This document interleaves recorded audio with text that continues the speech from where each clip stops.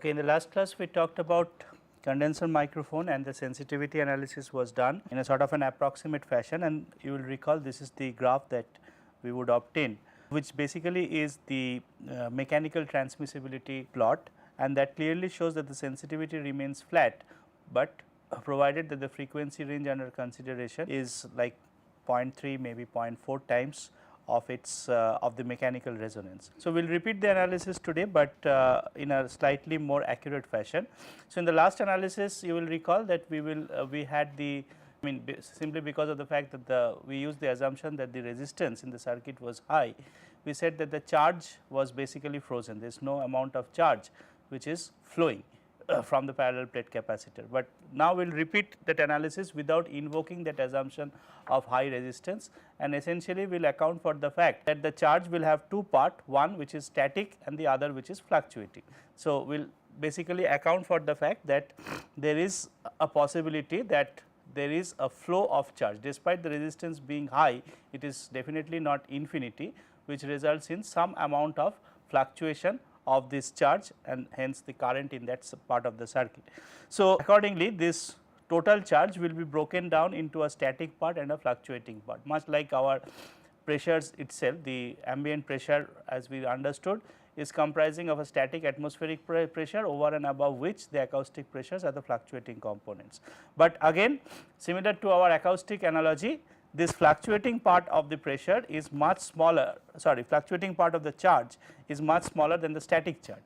That is the inherent assumption, because the resistance is high. So, if the resistance is high, therefore, you do not expect too much of a current to flow through this circuit, and as a result the fluctuating part of the charge is going to remain small. So, over and above the charge which is there in the initial condition due to the polarization, over and above that there is a small fluctuating component of the charge which is there because of the dynamics of the condenser or the capacitor.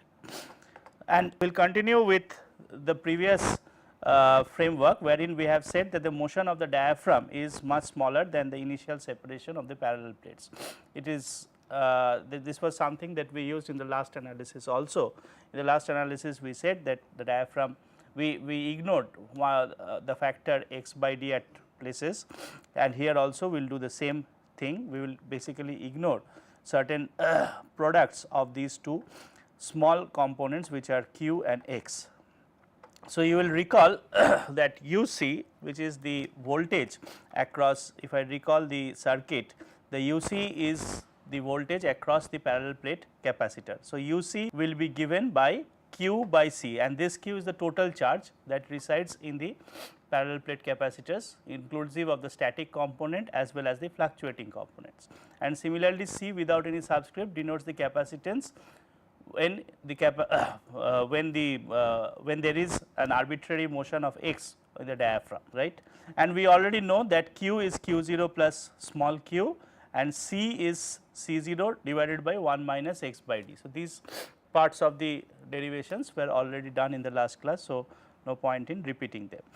Now, what happens is this, that because of our assumption that q and small x are small, we essentially ignored this product. What happens is that this product of these two small terms q and x is going to be neglected, all other terms are going to be accounted, right. So, we are going to account this q0 by c0 1 minus x by d for sure, we are going to account for q by c0 for sure, but we are going to neglect q times x, because both q and x have been assumed to be small in comparison to that. So, we are neglecting the higher order terms, which basically means that this q times x is thrown off, and that is why it is an approximate expression, but this approximation is hopefully better than the previous approximation where we completely neglected that the fact that the charge is actually dynamic, it is not going to be entirely comprising of the static part. Okay, so, carrying ahead, what we realize is q0 by c0 is u0, which is the initial voltage, the DC voltage that has been applied across the parallel plate capacitors, and q0 by c0 into x by d, that gives us u0 x by d and q by c0. And as per the voltage relation that we had, which is the voltage across the terminals was u0 minus uc, and uc is given by this expression. So, therefore, u0 minus uc can be taken as u0 x by d minus q by c0 from these two relations. And in the next step what we have done is, remember, q is the fluctuating component of the charge, which means q is a dynamic quantity, whereas q0 is the static component, it is not going, it is a constant, it is does not change with time. So, again if we take a harmonic assumption, which means that let us try to understand what is the voltage that is generated across our electrical network when this microphone is being impinged upon by a single frequency plane wave, right.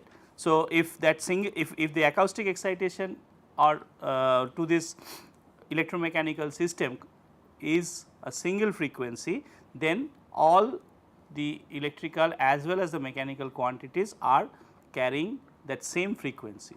So, q will also necessarily be a harmonic quantity, not just a dynamic quantity. By dynamic quantity we mean any quantity which changes with time, but when we say it is harmonic quantity, we essentially mean the manner in which it change is of the form of a e to the power I omega t or harmonic, simple harmonic expression. So, therefore, both q and the fluctuation, I mean the dynamic part of the charge q is a harmonic quantity, and we know that the current across the circuit I is going to be dq by dt, right. So, that means I omega times q is equals to the current I. So, this is I, please do not mistake this for 1, this is how we how the font 1 appears, this is I, right. So, I is the expression for dq by dt, and dq by dt is I mean the small I here refers to square root of minus 1. So, small I omega q is equals to capital I, which is the current. So, in other words, small q is capital I divided by small I omega, right. So, that is how the simplification goes forward. But then the current in can also be understood, the current in this part of the circuit is obviously u by r, right. So, I can make that simplification, and when you do that, when you substitute that part here, I is equals to u by r in the previous expression, this is what you will get, right. And therefore, if you bring this back on the other side, you will get this, right. Please note at this stage the change of the expression between u and u0. So, in the last analysis which we did, which was supposed to be a little more simplistic, we get we had got u equals to u0 x by d. Now, we are getting an additional group of terms which basically depends upon the electrical folding frequency. So, 1 by RC0 is the electrical folding frequency, right. So, omega f is the electrical folding frequency, which is R 1 by RC0. So, if this electrical folding frequency is very small, then what happens is, or in other words, if omega f is very small, omega by omega f will be very large, and then this term will not contribute, right, and therefore, this is effectively 1. So, that was essentially the analysis that we did in the last lecture, where we ignored the presence of this term. But here we are not ignoring the presence of this term. You remember in the last class we said that R was taken to be very high. So, if R is taken to be very high, obviously this term is not active, and it is effectively saying u equals to u0 x by d, which is what we derived in the last class. But here we are carrying this effect of the resistance, and this is what we are getting as a result. And then the remaining part of the calculation is just the same. We can relate this x, which is the motion of the diaphragm, to the acoustic pressure excitation which hits the diaphragm in actually identically the same fashion. So, that would give us the expression of this form, where P into A, that is the acoustic pressure times the area of the diaphragm, is the total force, force divided by stiffness is the static deflection, and the quantity on the denominator is the magnification factor, the dynamic magnification factor. So, this is how the pressure and the motion of the diaphragm is related, and the relation between the voltage and the motion of the diaphragm is given by this relation. So, combining the two we can get the sensitivity in this form. So, this is U by P. You will recall this is exactly the same expression except for this second group of term appearing in the denominator. So, in that sense this is a little more accurate expression, a little more I mean accurate in the sense that we do not have the assumption that the effect of the electrical resistance is ignored by saying that the resistance is high. Whatever is the resistance we are able to see for ourselves the effect of it.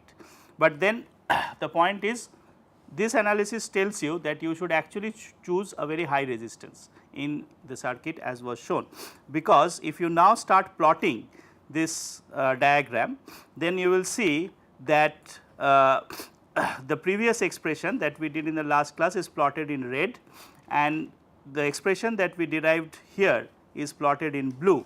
Okay. You will see just around the electrical folding frequency, which is 1 by R C 0, again the sensitivity drops, right. So, basically the usable range of this usable frequency range of this condenser microphone is going to be in this zone, which is higher than the electrical folding frequency, but lower than the mechanical resonance frequency. These two parts of the electromechanical analysis is very important, that there is a mechanical resonance, there is an electrical folding frequency, and the usable frequency range of the sensor happens to be lying in this intermediate zone, because once you approach either of these resonances you are going to deviate from a flat sensitivity graph, which is not a desirable characteristics of the transducer.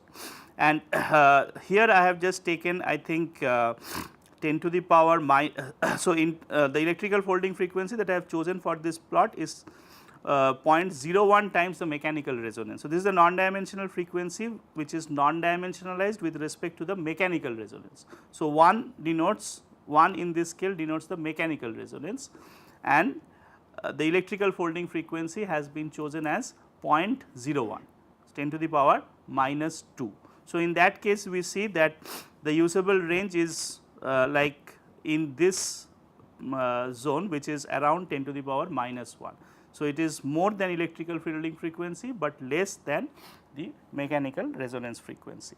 So, this is what I wanted to at least the sensitivity aspects of a condenser microphone, what are the limitations. I hope you get a fair idea as to how this sensitivity analysis is done, and the crucial factor as I said to remember is that it is dictated by two factors, mechanical resonance on the upper side and electrical folding frequency on the lower side. Now, we will just quickly look through just another kind of microphone, the moving coil microphone, and this is very often used in recording and broadcasting. If you see public speeches or singing a singer performing, not with a collar mic, but at least the public address system, the mics of this kind, this is a wireless mic. So, most of these mics would be a moving coil microphone. The principle of operation of this moving coil microphone is quite different from that of the condenser microphone that we have studied in details. So, I will just touch upon the principle of operation. We are not going to deal in any further details how this about any analysis of this moving coil microphone will be exempted from this discussion. So, what happens here is that we again have a diaphragm, but this time it is like a dome shaped, and this diaphragm is connected with a coil, which and therefore, as the diaphragm moves, the coil is moving, right, and this coil is embedded within a magnetic field. So, this is the magnetic I mean basically the base structure is the structure which is immobile is a magnet. There is a north pole, there is a south pole. So, this coil which is embedded together with the moving diaphragm, when the moving diaphragm moves, the coil moves, and when the coil moves, because it is moving in a magnetic field, it generates some electrical field, and that is picked up as a voltage, right. So, that is how the motion of the diaphragm is basically converted into a voltage signal, and the motion of the diaphragm in turn is linearly related to the excitation, which is the acoustic pressure. So, please remember that most of the transducers in that is no matter how diverse be the application, essentially the system is this way: the acoustic excitation will cause mechanical response, the mechanical response in turn should lead to a transduction, which means that it should be converted in some way or the other to a voltage signal. You could do it either with the use of capacitor or you could do it with a moving coil microphone. So, there are reasons why moving coil microphone has not found so much place in as far as acoustic measurements are concerned, but I do not wish to dwell on those aspects. So, as I said, we are in at least acoustic laboratory measurements, what is prevalently used is that of a moving the condenser microphones. Coming to another crucial aspect, we need to calibrate our microphones every time we take a measurement, and there is this instrument which is called as acoustic calibrator, and it looks somewhat like this. It is like a box shape, and you put your microphone into this hole and there is a switch or a button on one side. So, this is how it looks like, that the microphone is inserted within this hole, and there will be some sort of button here, and when you press that button and then in your front end of the data acquisition system you have to say that I am calibrating. This is supposed to be a source which emits sound at a prescribed decibel level at a single frequency or multiple frequencies, usually single frequencies. So, you need to see to it that your measurement is able to read off exactly this calibrated value. Usually it will not, and process of calibration is essentially to adjust the gain in your circuitry such that it is now able to read the calibrated value, right. Whatever is the prescribed value associated with the calibrator, it should be able to read it off. So, accordingly you will adjust the gain value in your system such that you are able to read of the right value, and this is where your question comes, that can we not use the transducer which is having a sensitivity which is not flat, right. So, in other words, then you have to adjust for the gains of each and every frequency, right. But here, since you at the most you can have, let us say, 3 calibrations done per in an experiment, 3 maximum 5, right. So, then you cannot talk about intermediate points. You are sure that these 3 points are going to read off the right values, but what about the intermediate values? If you have a crazy sensitivity graph which goes up and down, then essentially you need to calibrate all the frequency values. That is not possible, because then you will need a whole shelf of calibrators, and also not only that, it will be really tedious to do the experiment, because every time you have to calibrate maybe 10-20 times of these frequencies, right.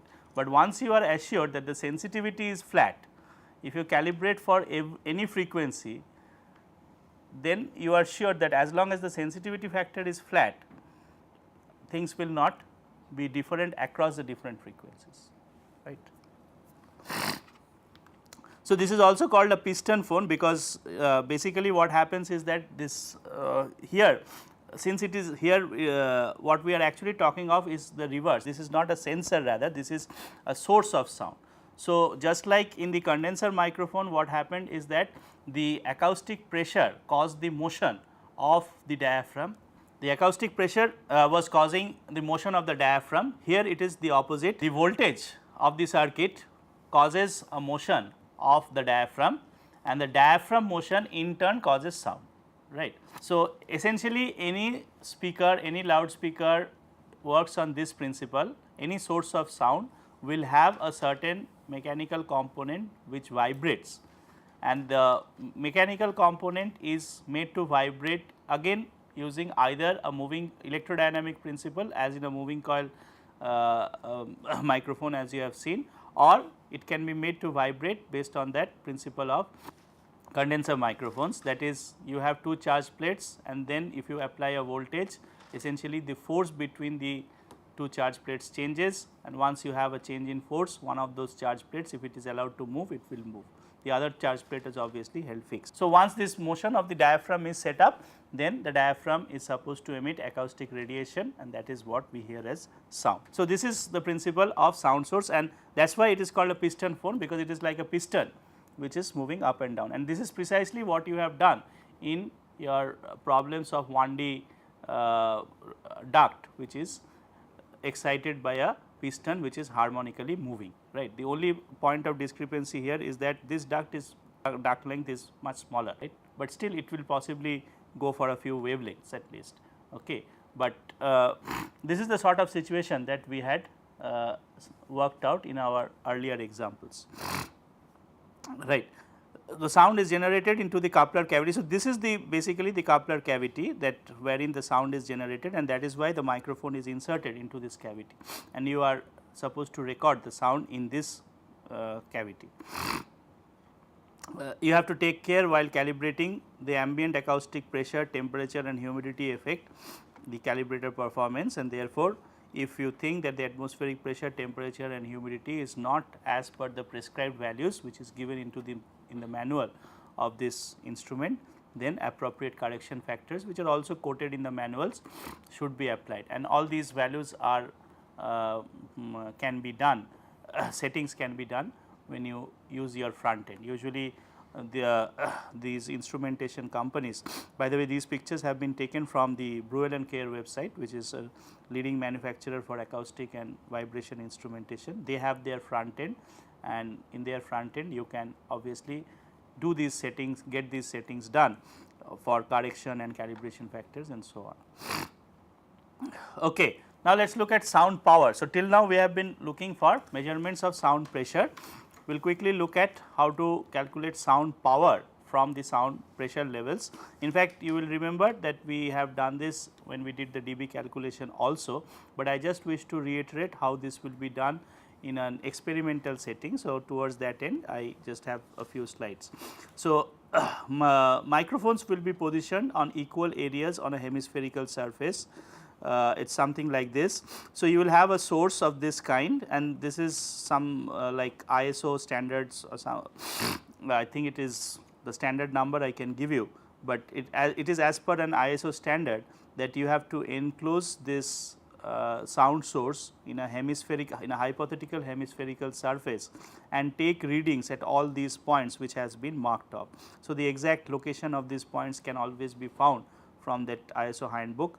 In fact, Professor Sujata's book has the details given. If you wish, you can refer to it, but I just wish to touch upon the principle of measurement rather than the nitty-gritties of it. So, you simply have to record the sound pressure level at all these locations, that is the first step. So, the microphones are positioned on equal areas on a hemispherical surface. The hemisphere is centered at the geometric center of the source. The radius of the hemisphere, there is a guideline that it should be more than 1 meter or twice the major source dimension, whichever is greater. So, this is the standardization guideline, and then a single microphone is positioned sequentially from positions 1 to 10. If you have 10 microphones, should you place all of them together? Why should you move a single microphone from position 1 to 10? If you are rich enough, and hopefully if at least your company is rich enough, if not you should have 10 microphones, or at least you can sort of whine to your boss that give me 10 microphones, and if he is a good man, he will give it to you. If you have 10 microphones, it will cause more scattering, right. So, to make sure that the scattering effect is minimum, you should rather use a single microphone and sequentially take readings in all the 10 positions, for some reason as is the guideline suggests that you should make the reading sequentially along the horizontal surfaces. So, you should move in this fashion, in the horizontal fashion. I really do not know why, but that is what is given in the guideline. And then it should be taken along 8 meridional arcs. So, there are 8 of these arcs. Okay. So, 8 arcs and so many horizontal annular arcs. So, in this fashion these records of the sound pressure level will be taken in each of these 10 microphones, and then you would have seen this formula, and this formula is applied. This, remember, this is the formula without the K and the B part. Obviously, this formula basically suggests that the how we can convert the pressure to the sound power level formula. So, SI denotes the area associated with each microphone.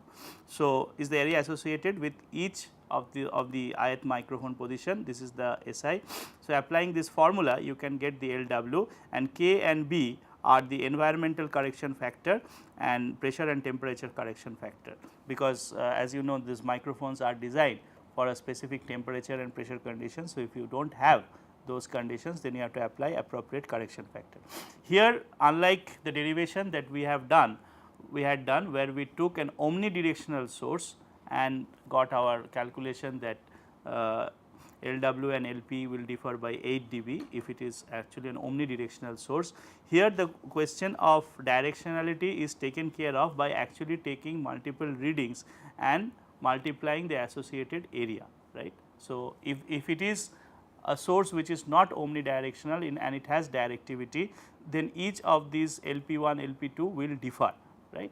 Whereas, in the analysis that we had done few classes back, we had said all these LPs are actually same, because we took an omnidirectional source, right. So, the fact that the directionality is different will be incorporated in this formula by the fact that you are actually accounting for the individual measurements to be different, and then you are also multiplying it with the area corresponding to the territory of each of these microphones, and when you do that, hopefully you should get the right answer for sound power.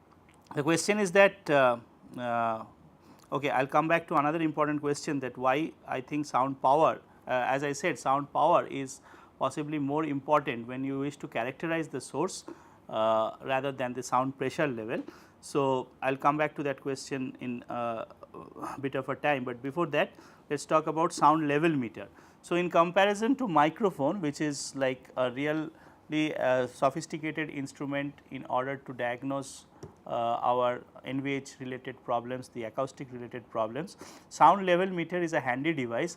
In fact, our noise policeman will have only this sound level meter. If you just wish to check whether a particular machine is working as per the prescribed condition, all you need is a sound level meter.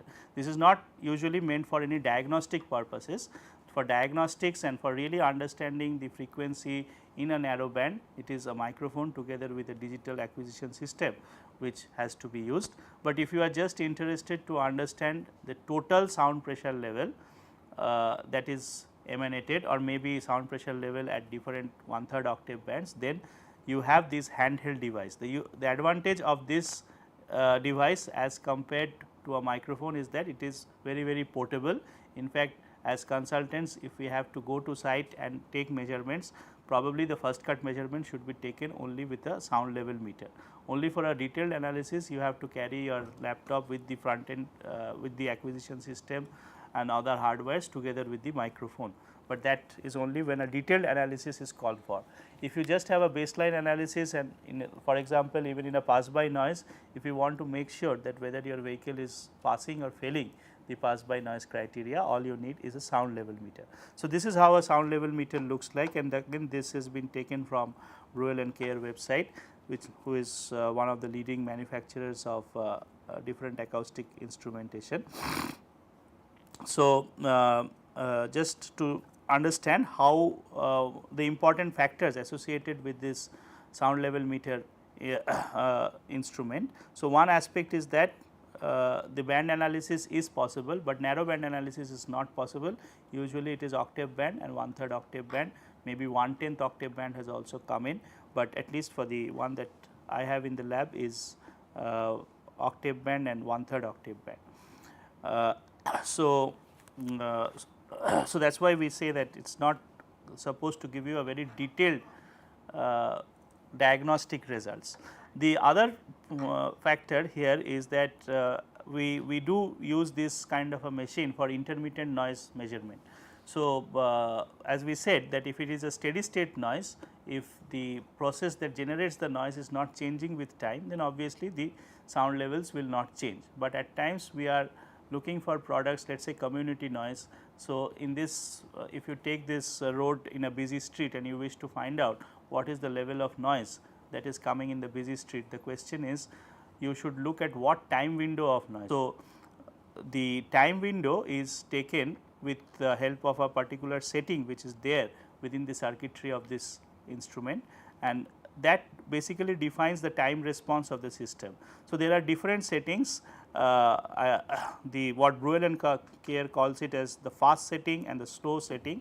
In a slow setting, the time constant of this instrument is larger, which means that you have a larger time window over which the RMS calculation is done. Remember, for the RMS calculation you essentially have to take the integral of the mean over a certain time window. So, when you have a slow setting, that means you take the RMS over a larger time window. When you go for the fast setting, the time constant of the machine is smaller, the time window associated is small. So, the display in your sound level meter will essentially change fast for the fast response, and the display in your sound level meter will change slowly if it is under slow response. So, slow response will sort of tend to average out over large periods of time, whereas here this display will change very fast, and at times you may not like it. If it changes very fast, you may not be able to observe the maximum value and the minimum value that efficiently, because it is changing very fast. There are few other settings also associated with impulsive noise and things like that, but those things I am skipping.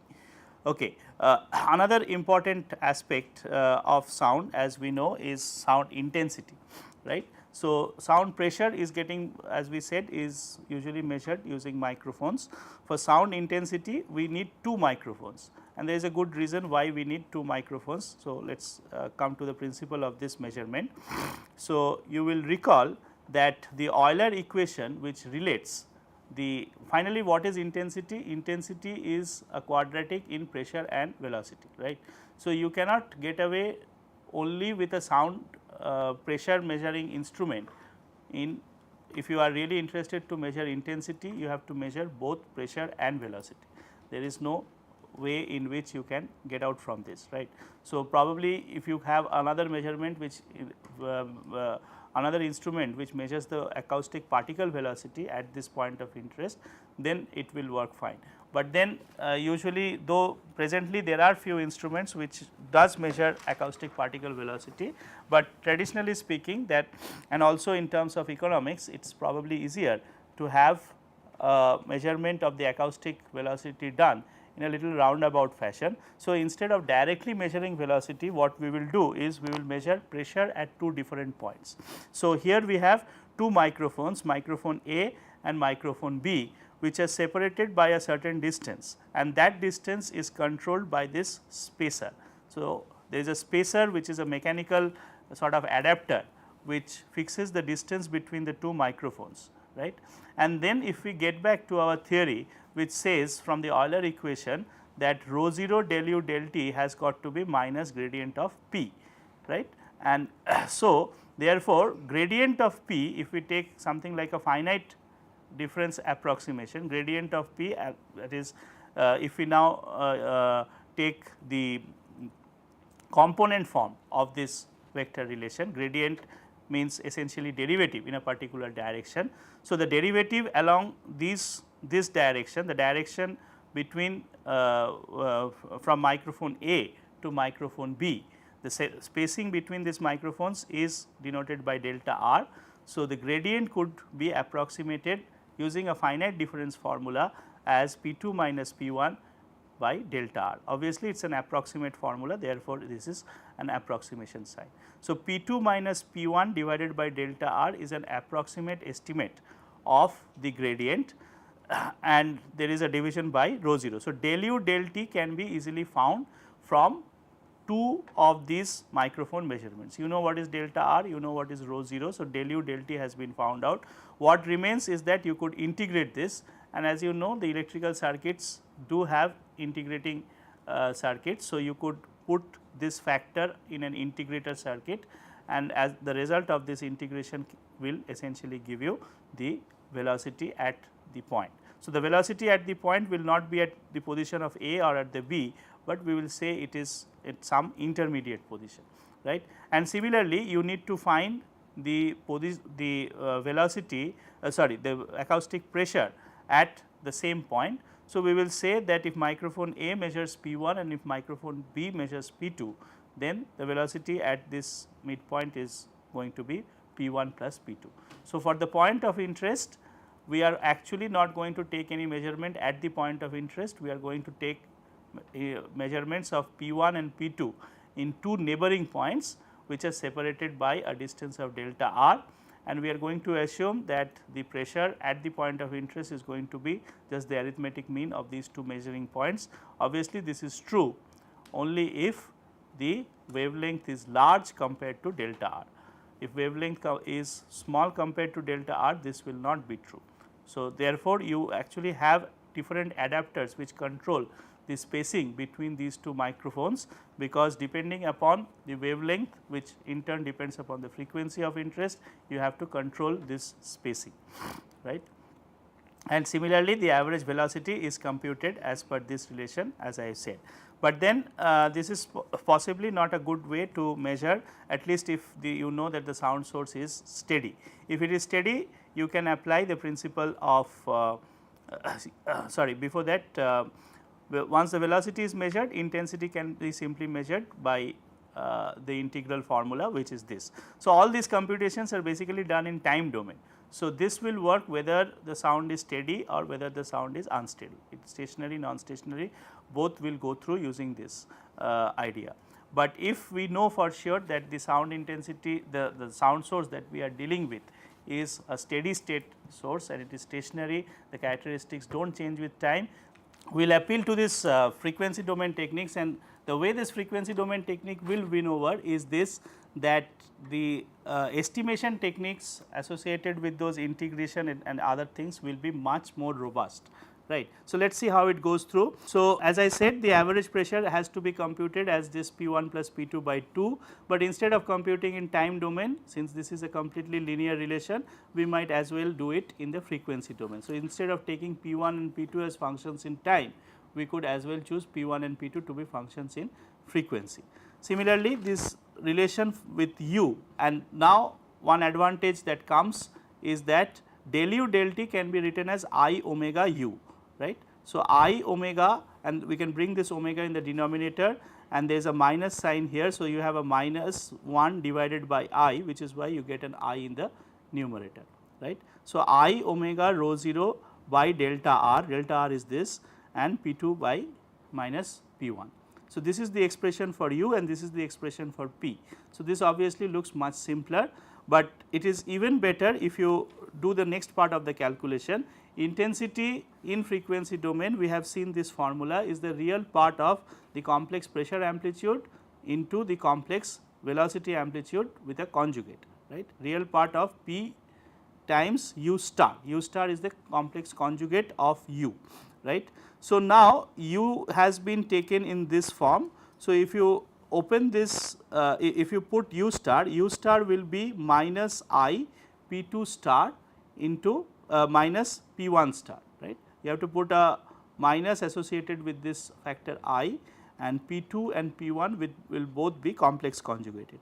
And then if you do the multiplication, I am sure you will be able to get at this step, which is just a product of all the cross terms. So, P1 and P1 star will be, you will get a product term with a minus sign, because a minus comes here, and P2 and P2 star is going to be plus, and then there are the cross terms. Okay. So, you will be able to follow up with this calculations, I am sure. So, you will have to take real part of this quantity, but please understand P2 into P2 star is magnitude of P2, right. P1 into P1 star is magnitude of P1.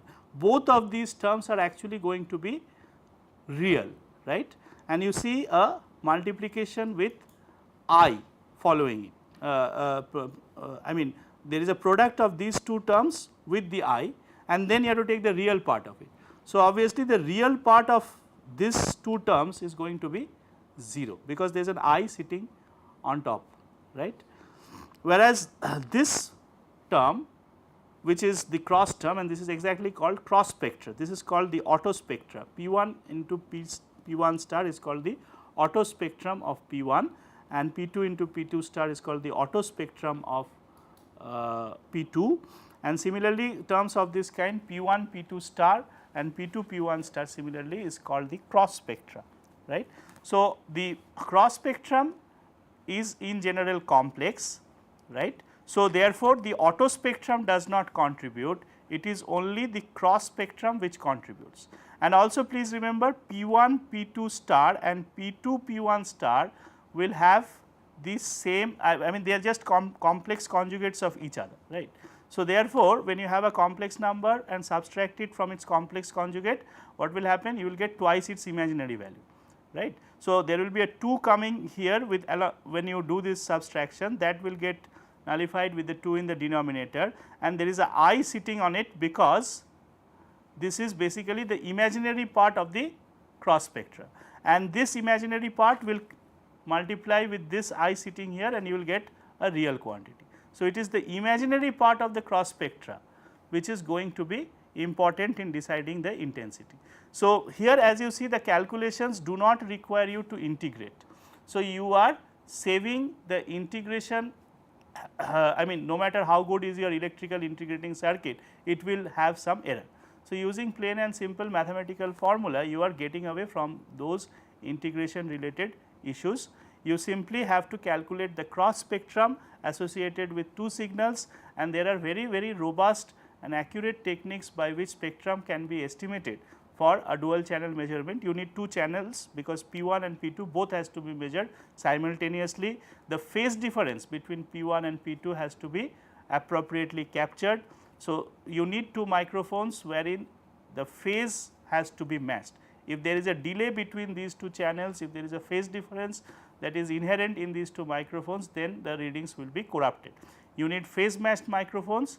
Using the phase matched microphones, all that you have to do is that you have to calculate the cross spectra, rather estimate the cross spectra accurately using any of the signal processing tools which are well developed, and the final formula therefore will read out as I elaborated to be the imaginary part of the cross spectra. One of these 2's will get cancelled, and therefore, you will have the imaginary part of the cross spectra divided by I omega rho 0 delta r.